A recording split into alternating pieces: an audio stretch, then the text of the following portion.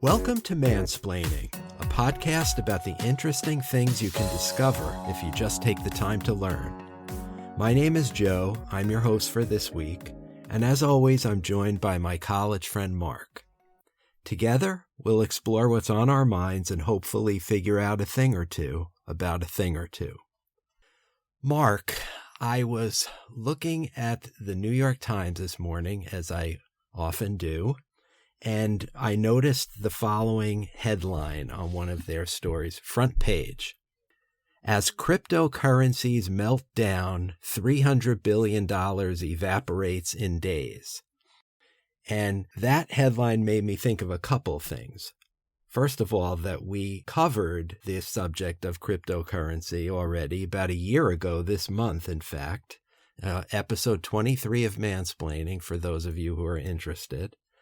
And my recollection is that neither one of us was kind of bullish on the future of cryptocurrency and kind of skeptical about the whole thing to begin with. Indeed. But my second thought was, what a boy thing it is to invest in crypto in the first place. You know, Yeah. It just seems like a stupid, reckless, childish boy thing, the whole phenomenon. Like, women don't do stupid shit like this.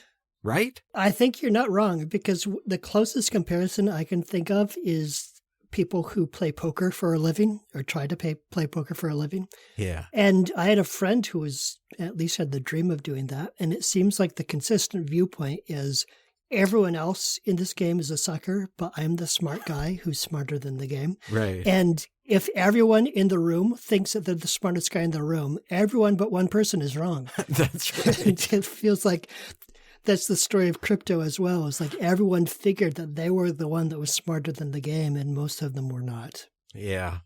I guess it could rally like the roller coaster that is our stock market right now. But if it goes away, good riddance, Yeah. you know? And I have been thinking that maybe we should circle back to give a postscript to our NFT episode, because NFTs have turned into a huge, huge scam. Yeah. And I don't feel like I gave enough time to the scam aspect of NFTs.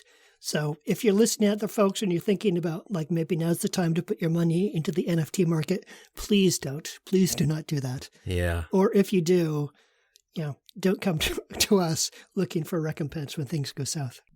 Yes, right. We told you so. Okay, let's pivot from that ultimate boy thing to something that appears to not be so much of a boy thing these days, and that is college admission.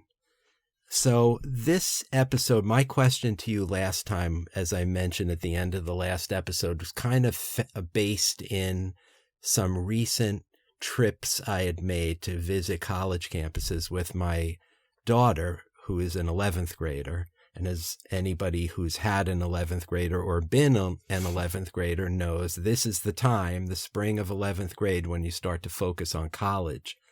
And I took her to some campuses.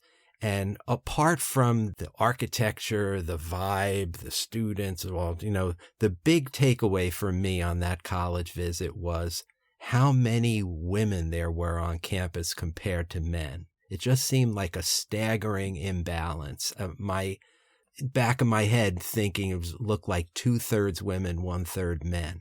And of course, I had read about this phenomenon, but I didn't really know much about it. And just to see it portrayed so starkly in front of my eyes was kind of shocking, especially given my own college admission 2 generations ago, where it was almost the opposite male-female ratio.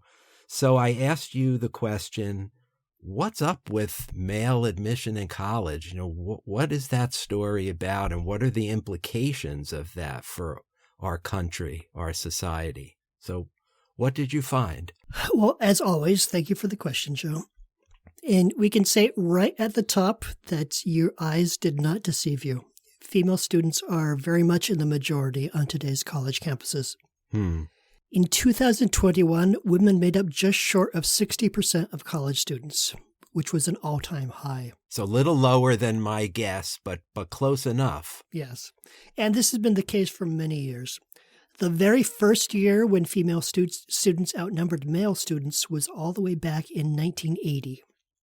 Every year since then, women have outnumbered men, and the disparity has grown larger over time. Female students are also the majority in graduate schools, including medical school and law school. And while men are still in the majority within business school, women are closing the gap.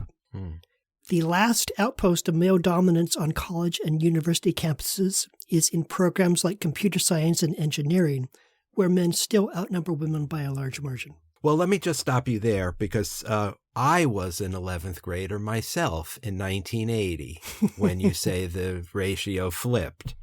But I went to a college, as did you, where there were many more men on campus than women. So I guess our alma mater is just the outlier case here. Yes. Yeah, we talked about the ratio quite a bit, as I recall. The unfavorable ratio of men to women that made it so hard.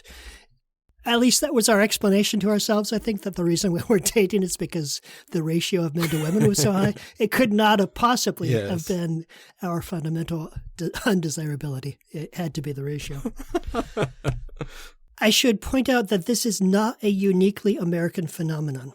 Female college students are in the majority in every one of the world's 38 most wealthy nations. Now, you might think that this trend is being driven by more and more women choosing to enroll in college, but actually it's not entirely that.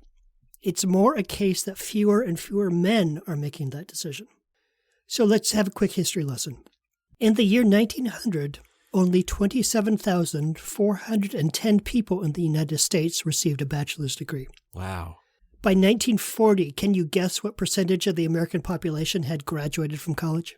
I'm going to guess it was still very low, maybe 6%, something like that. Even lower. It was 4.6% in 1940. And so how about by last year, 2021, the percentage of college graduates?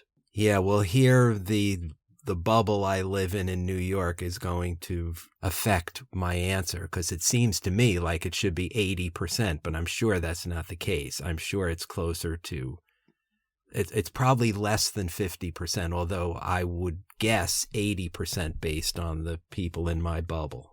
Yeah, and it's probably also true in Seattle that it would be closer to 80%. Nationwide, it is 38% in 2021. So 62% of Americans. Still a huge increase, even though the vast majority of people are not going to college. Right. Peak college enrollment in the U.S. came in 2010. When just over 21 million students enrolled in college. And since then, though, college enrollment has been in a steady decline. Undergraduate enrollment is down 12.3% since 2019, and total enrollment among both men and women has decreased every year since 2012. There were 1.5 million fewer college students in 2021 than there were in 2016, and men accounted for a whopping 71% of that decline. Wow. This is news to me. I'm really surprised to hear that college enrollment is declining. I know. I had no idea. Male students also accounted for 78% of the students who dropped out of college during the pandemic. So while it's certainly true that young women today are much more likely to attend college than they were in our parents' generation, it's also true that the current disparity in enrollment between male and female students is largely driven by young men choosing to enter the workforce after high school instead of going to college. If you look at the demographic trends in college enrollment, some patterns leap out at you. The sharpest drop in enrollment is seen among three ethnicities: white, Black, and Native American students. Asian and Hispanic or Latino student enrollment has also declined, but less severely. And this decline in enrollment is not being experienced on every campus. Elite schools like Harvard and Yale are doing just fine. Enrollment was actually up 2% at prestigious schools. The decline is being felt most sharply in community colleges and other two-year schools, and also in for-profit schools like the virtual learning-based Phoenix University. Not surprisingly, wealthy students are 50% more likely to enroll in college right out of high school than our lower-income students. When male students do make it to college, they're less likely to complete their degree. 65% of female students graduate within 6 years of enrolling, while only 59% of male students do the same. And while many schools have programs to support their female and minority students, Few have programs focused on supporting male students and keeping them from dropping out.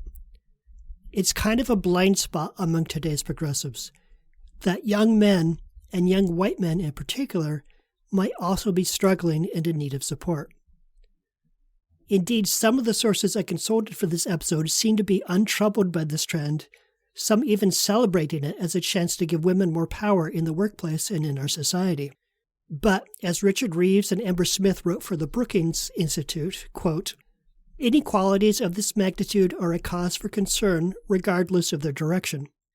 Women's wages still lag behind men's, but inequity in the workplace shouldn't mean we disregard inequity in the classroom, especially when many vulnerable boys are falling behind. We can hold two thoughts in our head at the same time," unquote. Right. You know, I don't like that zero-sum thinking, and I don't want to believe that every spot that's taken by a woman is at the expense of a man, you know? Right. But I'm intrigued by what you're talking about, the vulnerability of men and boys, and I was planning to ask you for this episode whether you saw anything about the traditional boy behaviors like their aggressiveness, their nervous energy, or the ADHD that so many boys are diagnosed with and the medications they're put on and when they're in elementary school or middle school, whether you saw any correlation between that and the falling college admission rates among men.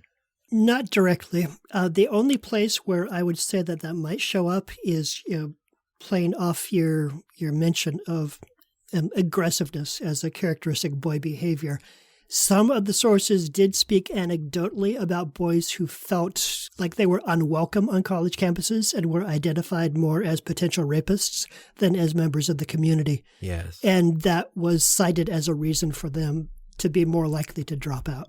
I do not know how prevalent that is or if it's backed up with the numbers because it was not presented in a numerical fashion. It was just sort of things that people had heard, but that did show up in the source material. Okay. Yeah, because I think there is a separate cultural thing going on about, for quite a while now, about pathologizing boy behavior, and I just wonder whether that could be a factor. And it probably is part of the answer to this mystery.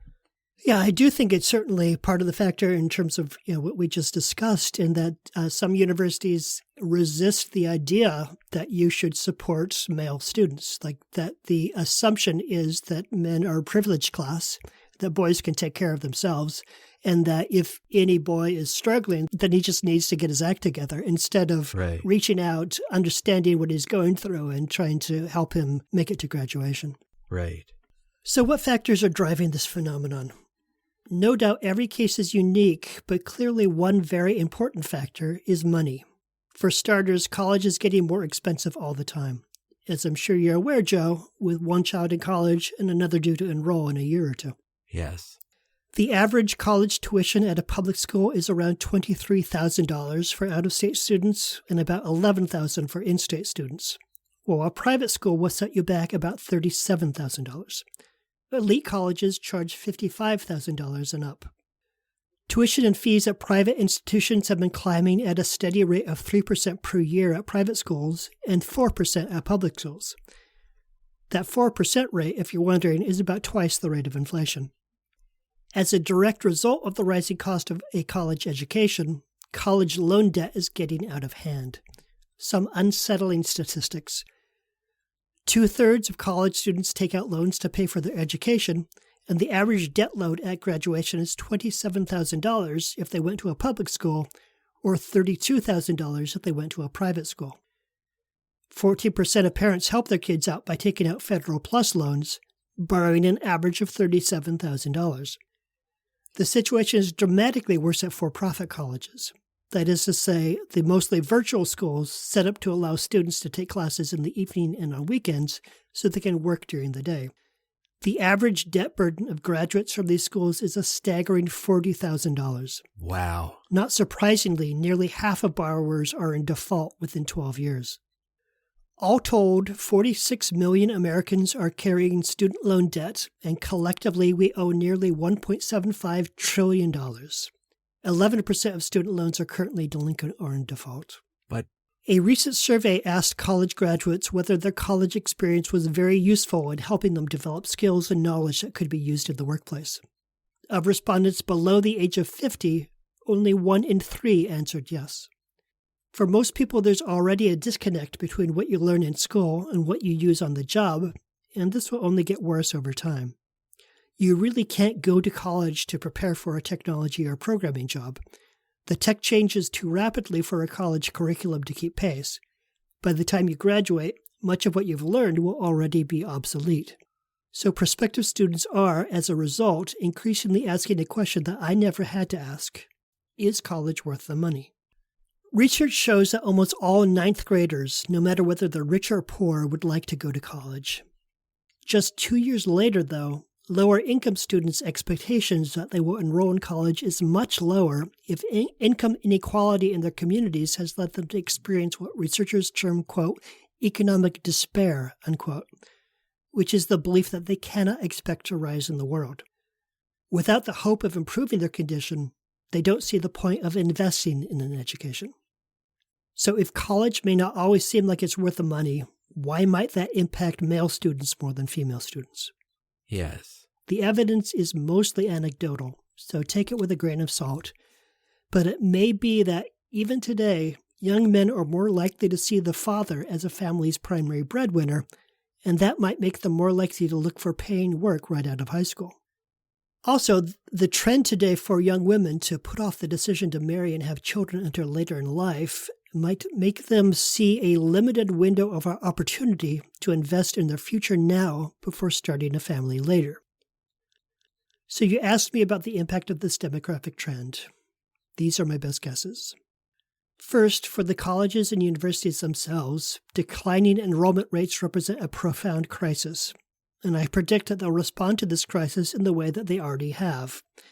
They'll lower admission standards in order to increase class size, they'll continue to raise the price of tuition, and they'll seek to decrease costs by handing off more classes to graduate students and poorly paid adjunct and assistant professors. Some schools have even been listing openings for adjunct professors with no pay at all. So they're looking for someone to do the very hard work of teaching at the college level and do that for free. My sense is that this is both outrageous and also the way of the future. I predict this will have the effect of both lowering the quality of a college education and also raising its price, which will only give prospective students more reason to question its value. Ultimately, I predict that higher education will be disrupted in a big way, possibly by some version of the online universities we already have, or possibly by something completely different that we haven't seen yet. I don't care what business you're in, if you keep raising the prices of your product while simultaneously eroding its quality, sooner or later your customers will stop paying. It's still a case that a college education is a gateway to higher lifetime earning potential, but that situation may not be forever. Secondly, women will increasingly represent the majority of the educated portion of the labor market. 2019 was the very first year in which women represented the majority in America, 50.2% of the college-educated labor force, up from 45.1% in 2000. As a result, we may see gender pay disparities diminish and greater consideration given to things like family leave. We could see more women leaders as well as different styles of leadership. And we'll probably see a lot more stay-at-home fathers and further erosion of traditional gender roles.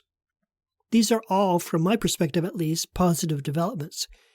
But on the other side of the coin, what happens to our society and our democracy if fewer men are likely to be educated? Logical reasoning, the ability to distinguish good sources from bad, and the ability to express yourself clearly, these are things I learned in college and grad school, and I'd say they are unambiguously good both for me and for my community. Agreed. We want as many people as possible to have them, men as well as women, and that would mean finding a way to get male students into college and keep them there until they graduate. It would mean creating a sense of possibility so that a lower-income 18-year-old can feel like investing in himself is a good decision. And it also probably means doing something to get tuition costs under control, or maybe even make higher education free. But maybe that's just my Y chromosome talking.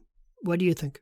I find a lot of the ideas you presented are compelling. I just don't think It's the connection to men not enrolling in college disproportionately to women that I still can't wrap my brain around. You know, like these economic and social forces apply to everybody, you know, so why would an economic shift in men's work affect the son's prospects, but not the daughter's? You know, I think like my father was a high school dropout and he worked as a tool and die maker, but I went to college. Right. You know, why did that connection sever in the two generations between when I went and when young men are going to college today? Right. That connection is still not clear to me. Yeah, and I think that is a crucially under-researched aspect of this question because, like, for instance, the New York Times article on this phenomenon that I will link to in the sources says that, quote, experts are mystified by this trend, unquote. So I did my best to paint in the blank space with sort of suppositions I could find elsewhere, but it is a crucial question to ask and one where we're kind of still looking for the answer. But I am reminded of something that we talked about briefly in a previous episode on our charity episode. Yeah. Where I talked about this thing that I heard about among charitable providers in Africa, that if they had money to give to smallholder farmers in Africa, they would very carefully make sure that the money went to the women in the family instead of the men, because the men would tend to spend the money on things that increased their social capital, like building alliances with other men by buying them a beer, whereas the women would spend the money on seed and things for the house and like basic needs and necessities. And I wonder if we could imagine that there's something similar going on among American youth in which if you put a 18-year-old girl and an 18-year-old boy in the same situation, the 18-year-old boy is thinking about status and how he fits within his social group and who's going to respect him and who's not, whereas the girl is thinking, like, what are the bottom line needs? What do I need to take care of? I don't know. I'm just imagining that, but it is it seems to me like a tantalizing parallel. And you graft onto that the behavioral things I was saying earlier. You know, boys are aggressive. They fight. They don't reach consensus. You know, we got a war in Ukraine now because of some fucking idiot man who should have his balls chopped off, as far as I'm concerned. That's the problem there in Ukraine is Putin. And, you know, and then the medication of boys and the pathologizing of male boy behavior, I think, graft that onto what you were saying, and then it creates a perception of toxicity in men and boys, and they are to be avoided, and they are not to be welcomed to these palaces of learning like perhaps they were before when it was a man's world. So I think now we're getting at something, you know, of what might be going on here. Right. So you have one boy who's in college, and you have a girl who's planning for college. Correct. At the family level, do you see different perspectives on college and like what it will bring them? No, I really don't. No. But that's not surprising because, you know, my wife is a college professor and we both value education, and that was inculcated in them, the two kids. And so they feel relatively equally about the value of education and the life of the mind and all. So that shouldn't be surprising, you know? Right. It was similar for me growing up. My father had a PhD and my mother had a master's degree. And so college was never a question. The only question was whether or not I would stay in school after college. And that made things so easy for me because I didn't have to make really, life-defining decisions at a period in my life when I wasn't prepared to make those decisions. Yeah. You know, before we leave this topic, I want to ask you a couple other things. One is, was it your sense from your research in this subject that male and female representation in college is indeed a zero-sum game? That for every spot we're offering to a woman, it's one fewer spot to a man, rather than the both and approach, like there's just more spots for everybody? On an enrollment basis, no, it's definitely not a zero-sum game. In the age of declining enrollment, colleges are very happy to have men enroll. They would love to have more men enroll. So it certainly is not showing up in that case. Where you can see something kind of like a zero-sum game is in terms of where do we invest the support budget. As a society, we're much more comfortable investing support in groups that we have identified as marginal and potentially victimized. And so that's women and minorities, generally speaking. And so we need to overcome certain obstacles in our thinking before we can start to think of young men as an appropriate object of support. Yeah, because really that's the result I want us to get at as a society, where we're affirming female equality, female empowerment without trashing or devaluing our boys, you know? Yeah. It doesn't need to be a zero-sum game. And this is a cultural thing that's bigger than the question I asked you for this episode, and maybe this is another different episode of mansplaining in the future. But so yeah, there's that. And then when you were talking about college being unaffordable and all the debt that people are carrying, I couldn't help but think how interesting it is that the current Democratic proposals to forgive college debt are being characterized by many as catering to elites, which is a little surprising to me, since I think there are a lot of working and middle class folks going to college who would benefit from a little bit of debt forgiveness. Yeah. Do you have any thoughts on that? Oh, I have a ton of thoughts on that, because the people who are struggling to pay off their college loans are not, Harvard elites. Those are families for whom college tuition is a struggle. Yes. And it just strikes me that when I was in my 20s, I remember that phrase, Harvard elite, being thrown around by Republicans as just like a 4-letter word. And now it seems like elite just means anyone who goes to college, where we like keep lowering the bar in terms of who's elite and who's not. Yes. And yeah, that's a disturbing trend. I don't like where the direction that's headed. Not to mention which the people who use that slur of Harvard elite are often from Harvard or Yale themselves. Exactly. I'm talking about you, Ted Cruz, Josh Hawley. I just hope that I pass away before I hear any conservative politician yelling about the hoity-toity high school graduates and their oh, God. their lack of American values. Them will know that we're in a bad place when that starts happening. Yeah. So I know that the documentation on this issue was not able to cover every part of this question that you wanted to talk about, but do you feel like we were able to advance along that line? Yes, I do. I feel like we made a good beachhead into this subject. But that cultural issue of boys and girls in our society, that's really came to the fore in our conversation, and I'm intrigued about that as a potential future topic for mansplaining. So we should do some thinking about that. Okay, let's do that. So you ready for your question for next time? I am, yeah. Lay it on me. There is something in the world that I really, truly do not understand, which is to say, I don't understand why it's not illegal. I'm talking about the hedge fund strategy of taking out a big loan to buy a business and then transferring all of that debt to the newly acquired business and forcing them to pay off their own purchase price. This results in healthy businesses laying off employees, drastically cutting costs, and slashing research into new products, often destroying the company in the process. I can't understand why this is not yet against the law.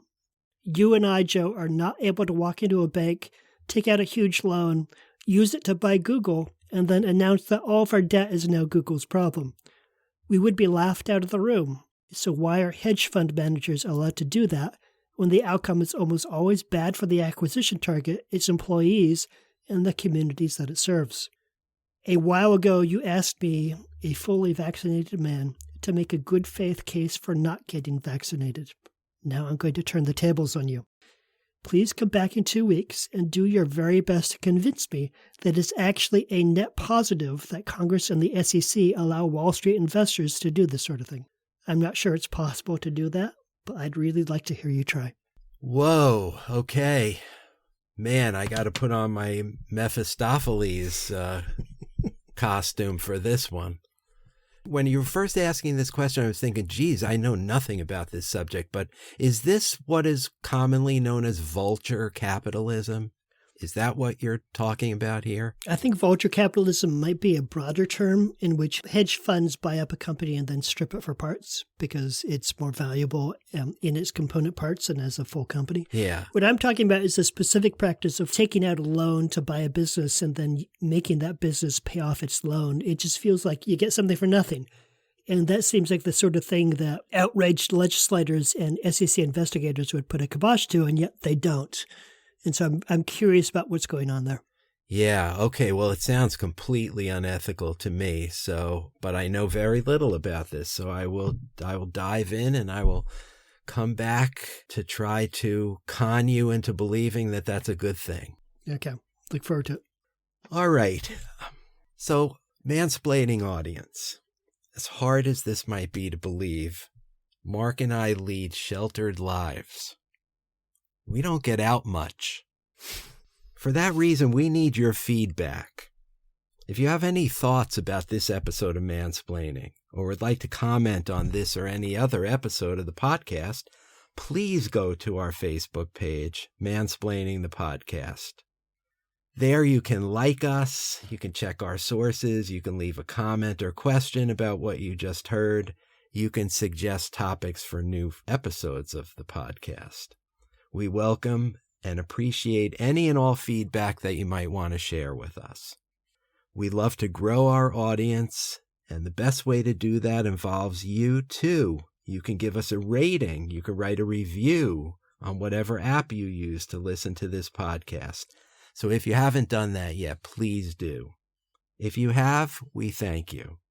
That's it for this edition of Mansplaining. That was Mark. I'm Joe, and we'll talk to you next time. See you then. That's it for this edition of Mansplaining. Mansplaining is brought to you by Joe and Mark and nobody else. Thank you for hanging out with us for a little bit, and we'll see you next time.